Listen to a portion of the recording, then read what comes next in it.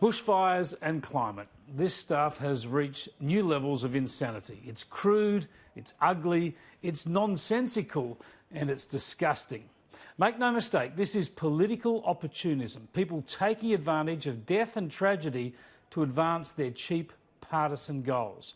There's no sensible argument being made. It's all politics and it sickens me. It's a long while since I've fought fires, but I have done so, and I've seen death and destruction at close hand, especially on Ash Wednesday 1983. And these politicians seeking to win votes and support on the back of such misfortune, well, that riles me, and I'm certain it does you too. Let me show you some examples and then explain why this is so offensive and idiotic. First up, with the background of 3 deaths at least, and of course up to 150 houses already destroyed, vast trauma across many communities, with fires still burning and fears of worsening weather, the Greens leader, Richard Di Natale, has said this today on Twitter. Just because we cannot tie any one individual fire to the climate emergency doesn't mean that those who refuse to act are not responsible for these blazes. Now just think about that. He is saying that people not supporting his climate policies are responsible for fires that have killed people. What a sick and irresponsible man. But he goes on. Every politician, lobbyist, pundit and journalist who has fought to block serious action on climate change bears responsibility for the increasing risk from a heating planet that is producing these deadly bushfires. Just as we need to stop these fires, we need to treat the root cause that is making conditions worse, fossil fuels. Burning coal, oil and gas is dangerously heating our planet. Labor frontbencher Mark Dreyfus has joined this macabre pile-on, this galling use of death and property loss, of danger and horror to make political points. He's taken to Twitter saying people in the bush know climate change is real because they are experiencing it now. The real concern is that this government is led by climate change deniers who refuse to act. Now, we could debate all the intricacies of this, of climate change policy and the way the government is acting, and we all know it's committed to the Paris emissions reductions targets and it's on track to meet them. The fact that we all voted on this 6 months ago, of course, with competing climate change policies put to the election. The fact that global emissions are rising despite Australia's cuts and planned cuts. So nothing we do here is going to make any difference to the global environment anyway, at least not in the next decade or so. The fact that global warming at the moment is barely discernible on present readings. That even the IPCC says that up to half of it anyway might be natural. They just don't know. And the fact that the main arguments are about what might happen in the future rather than what's actually happening now. We know all these facts and all these arguments. We have them every day.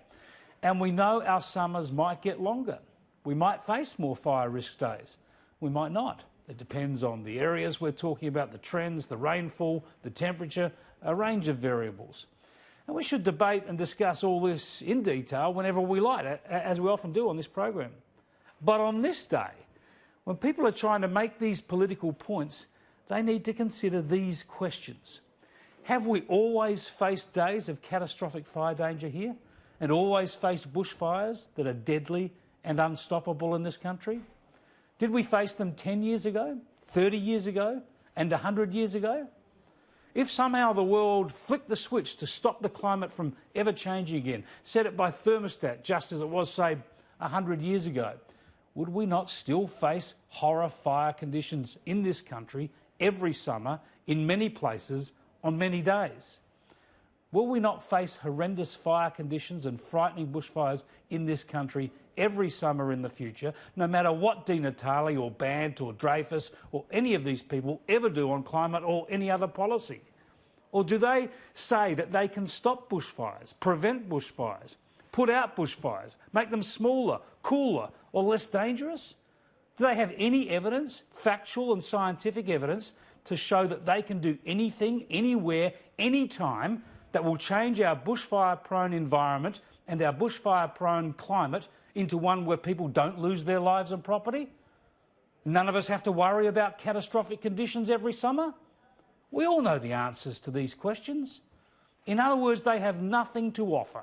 nothing to achieve here except a ghoulish willingness to make political capital out of death and destruction. They should stop insulting the intelligence of Australians and offending our sense of a fair go. They should head out and help fight the fires, or stay home and shut up until they are done.